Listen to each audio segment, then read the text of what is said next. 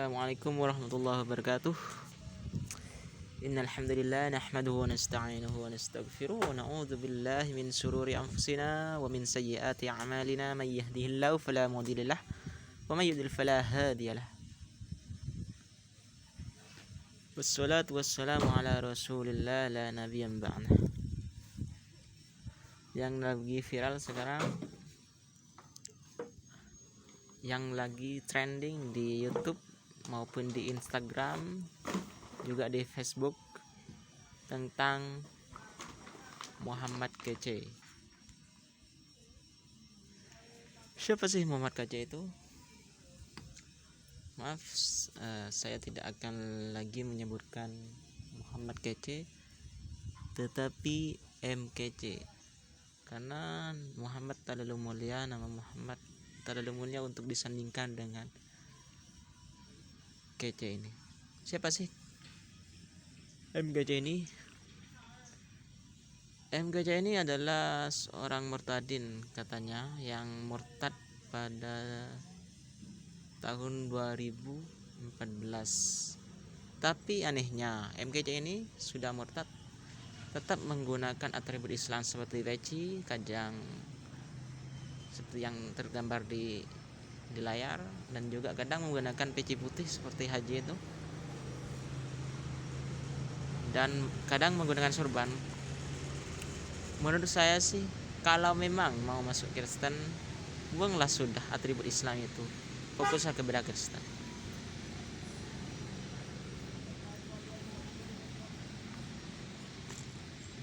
Atau memang cuma hanya mau cari sensasi?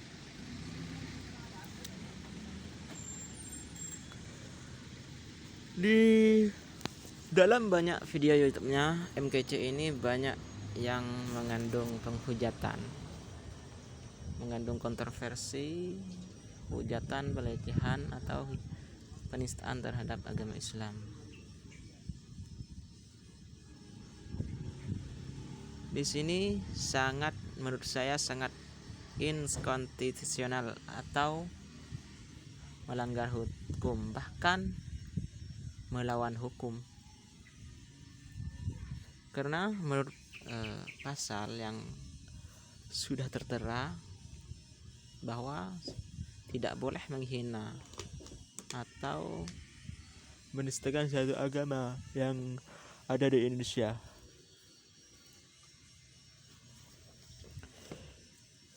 Di antara penistaan yang dilakukan MKC ini, antaranya pada surah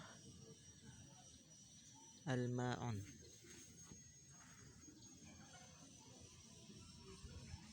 yang mana MKC memutarbalikkan atau mempelintir dalam surat Al-Ma'un.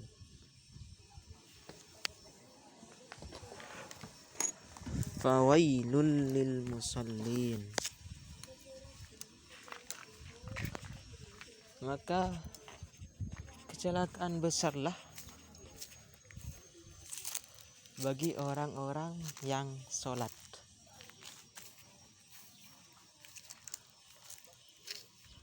Dengan ayat ini Muhammad Kece mengartikan bahwa orang-orang yang sholat itu celaka. Maka ayat ini dipelintir oleh Muhammad Kece, dan ini banyak diadopsi oleh orang-orang Kristen yang awam.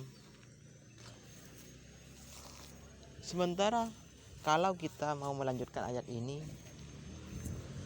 fawailul lil musallin alladzina hum an salatihim sahun.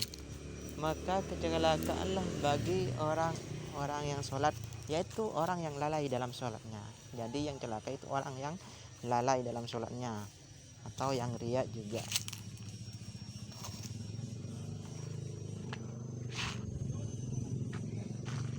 Jadi pertama MKC memutarbalikkan ayat ini.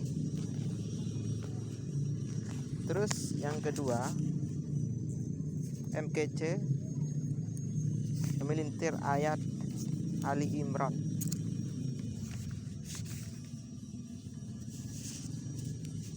ayat 3.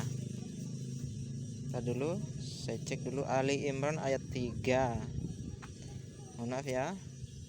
Ali Imran ayat 3.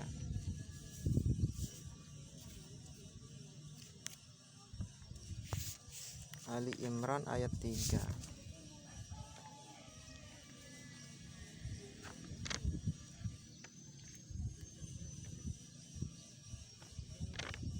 Di mana Allah berfirman, Nazzala 'alaikal kitaba bil haqqi musaddiqan lima baina yadayhi wa anzala at-taurata wal injil. Dia menurunkan kitab kepadamu yang mengandung kebenaran, membenarkan kitab-kitab sebelumnya, yaitu dan menurunkan Taurat dan Injil. Di sini mau MKC membacanya dengan menghilangkan tanda yang di dalam kurung. Dia menurunkan kitab. Di sana artinya kitab Al-Qur'an kepadamu Muhammad yang mengandung kebenaran dan membenarkan kitab-kitab sebelumnya dan menurunkan Taurat dan Injil. Di sini Muhammad MKC menuduh bahwa Allah itu tidak menurunkan hadis dan fikih, tapi menurunkan Taurat dan Injil. Jadi MKC di sini mau fitnahan bahwa Allah tidak menurunkan hadis dan fikih. Sementara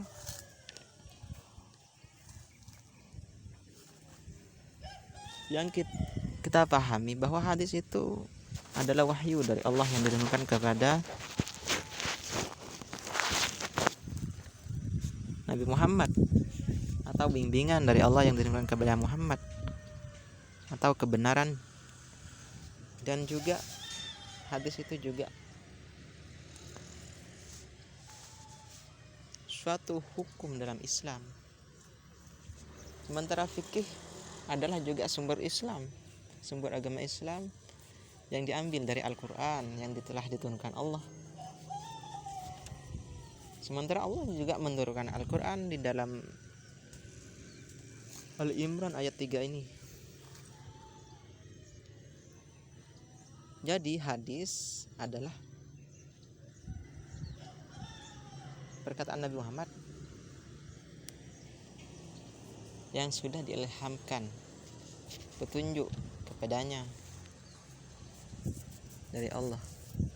Jadi Nabi Muhammad itu berkata sesuai apa yang diturunkan oleh Allah, bukan berkata sesuai nafsu sebagaimana yang dikatakan MKC ini. Terus yang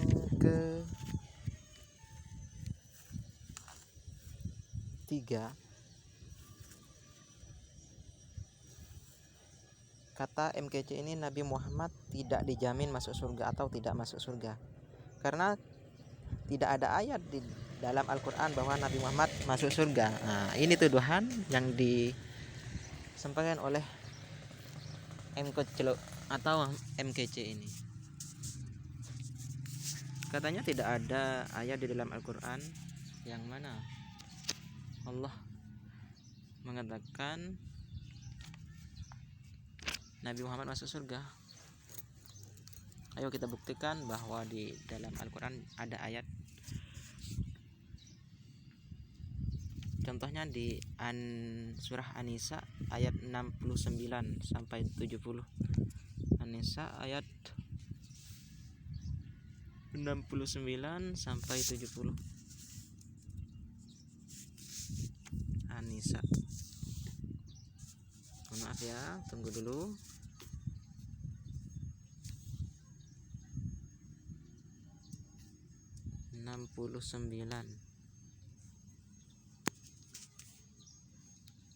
Sebagaimana di An-Nisa, Allah berfirman, wa may yuti'illaha war-rasul fa ulaika ma'al ladzina an'ama Allahu 'alaihim minan nabiyyin was-siddiqin wasyuhada'i was-siddiqin wasyuhada'i was-shalihin wasuna ulaika rafiqa, yang artinya dan barang siapa menaati Allah dan Rasul Muhammad, maka mereka itu akan bersama-sama dengan orang-orang yang diberikan nikmat oleh Allah, yaitu para nabi, para pencinta kebenaran, orang yang mati tidak syahid, dan orang-orang saleh. Mereka itulah teman yang sebaik-baiknya. Jadi di sini para nabi, siddiqin, para syuhada, dan ada di surga.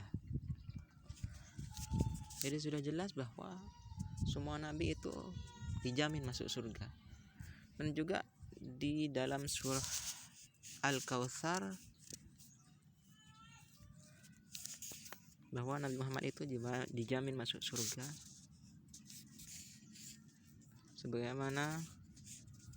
tidak sebagaimana yang disebutkan oleh MKC ini di dalam surah Al-Kautsar, yang mana Allah berfirman, Inna a'tainakal kautsar fasalli li rabbika wanhar inna syani'aka wal abtar. Inna a'tainakal kautsar, sesungguhnya aku berikan kepadamu al-kautsar atau nikmat yang banyak. Mengenai tafsir al-kautsar disebutkan dalam hadis Anas bin Malik radhiyallahu an, bahwa suatu ketika Rasulullah SAW terbangun dari tidur sambil tersenyum.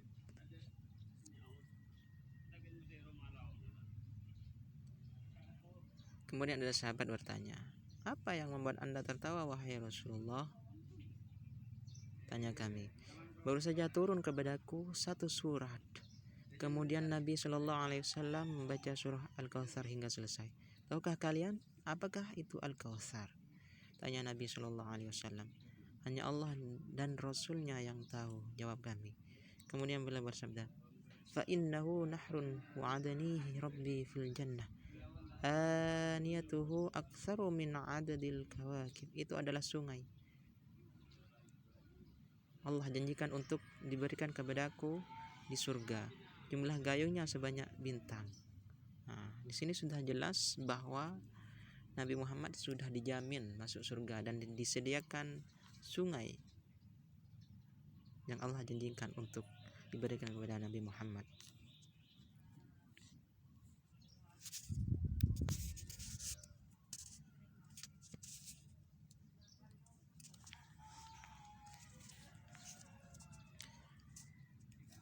Terus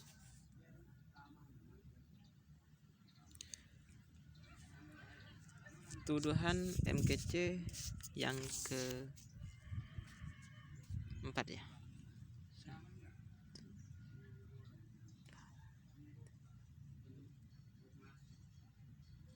Yang keempat, bahwasanya MKC itu menuduh Nabi Muhammad SAW dekat dengan jin dan atau berteman dengan jin dan dikerumuni oleh jin, yang mana MKC itu mengutip dari surah Al-Jin. Dalam Islam,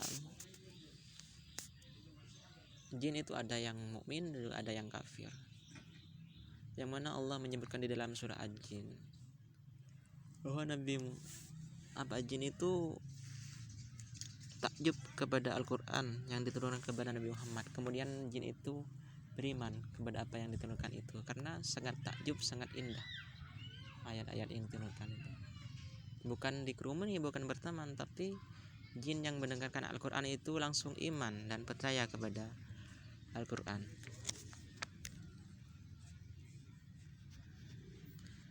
Jadi apa yang disebutkan MKC itu adalah dusta dan fitnah. Terus tuduhan yang kelima, bahwasanya tentang puasa, bahwasanya orang muslim itu berpuasa bukan perintah Allah tapi perintah manusia, yang mana MKC memperlihatkan hadis atau kitab yang dikarang oleh Syekh Nawawi Al-Bantani, yaitu Kasyifatus Saja,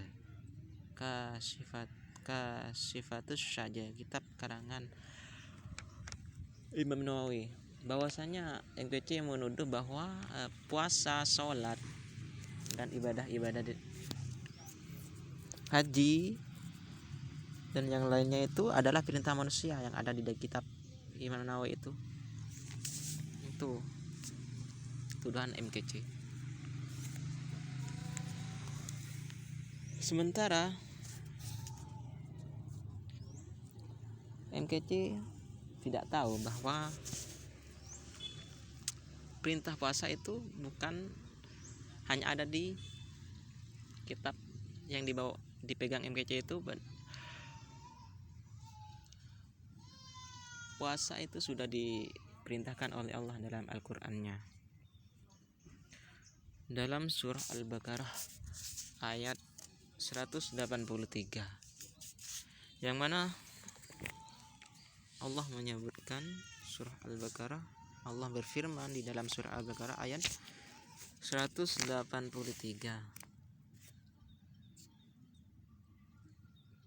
di mana Allah berfirman, Ya ayyuhalladzina amanu kutiba alaikumusiyam. Ya ayyuhalladzina amanu kutiba alaikumusiyam kama kutiba alal ladzina min qablikum la'allakum tattaqun. Sadaqallahul azim. Ya ayyuhalladzina amanu kutiba alaikumusiyam kama kutiba alal ladzina min qablikum la'allakum tattaqun, yang artinya wahai orang-orang yang beriman, diwajibkan atas kamu berpuasa sebagaimana diwajibkan atas orang-orang sebelum kamu agar kamu bertakwa. Jadi kewajiban puasa itu sudah ada di dalam Al-Qur'an, bukan seperti apa yang dituduhkan MKC ini. Yang mana kata MKC perintah puasa itu adalah perintah manusia yang ada di dalam kitab Imam Nawawi. Ini sangat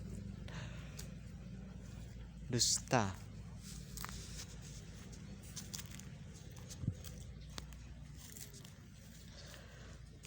Mengenai Imam Nawawi merupakan ulama besar, ulama Imam Masjidil Haram, ulama yang terkenal. Imam Nawawi Al-Bantani adalah pernah menjadi imam di Masjidil Haram, yang mana Imam Nawawi ini adalah ulama yang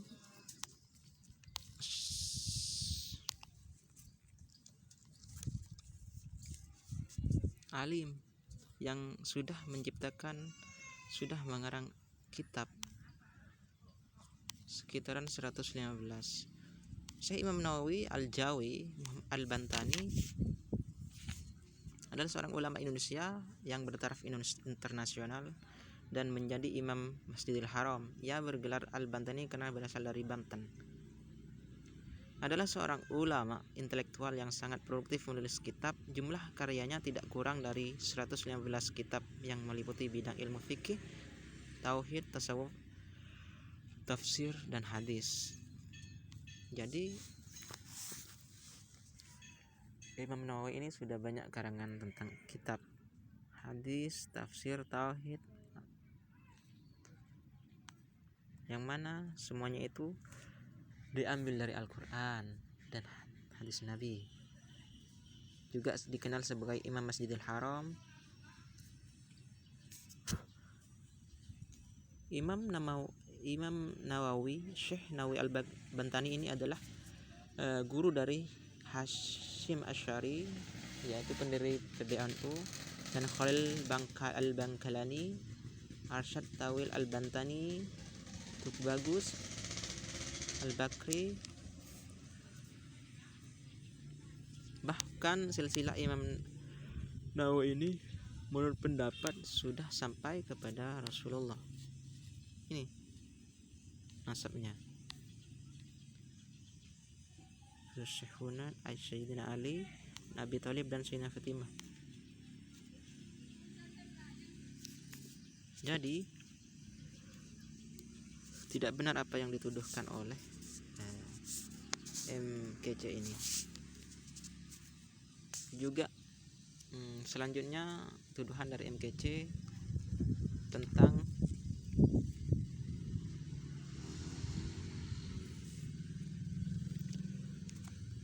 dan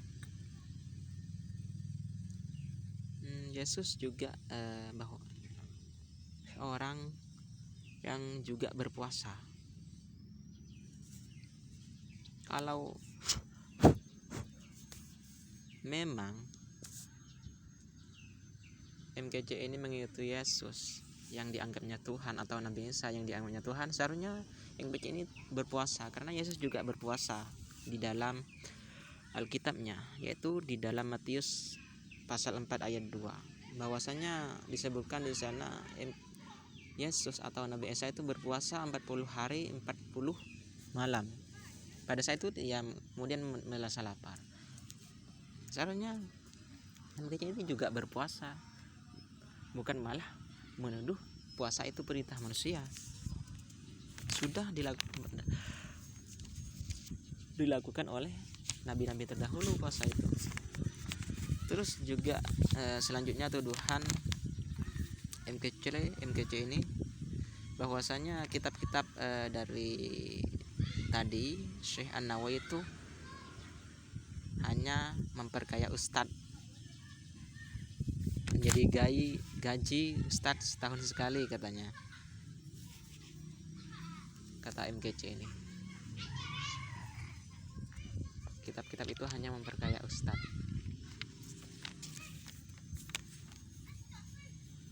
Sangat terlaluan ya tuduhannya. Terus juga tuduhan MKC selanjutnya sholat tiang agama.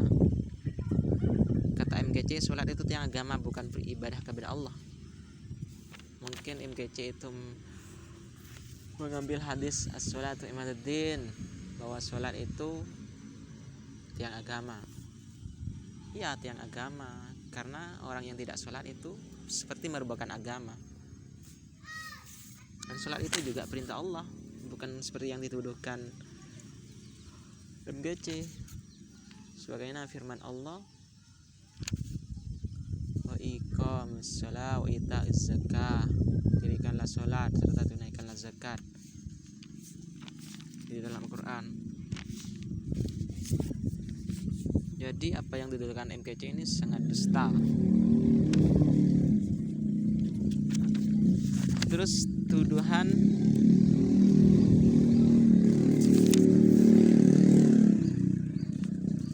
itulah tuduhan-tuduhan MKC ini yang ada di channel YouTube-nya. Semoga pihak yang berwajib, yang berwenang segera memproses MKC ini seadil-adilnya, karena kabarnya MKC ini sudah kabur ke Bali, sudah ada di Bali. Semoga orang-orang ulama-ulama atau Polda yang di Bali segera mencari dan memproses MKC ini.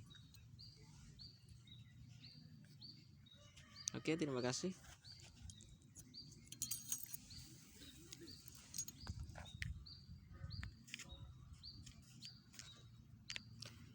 Atas kunjungannya ke channel saya, saudara-saudara sekalian,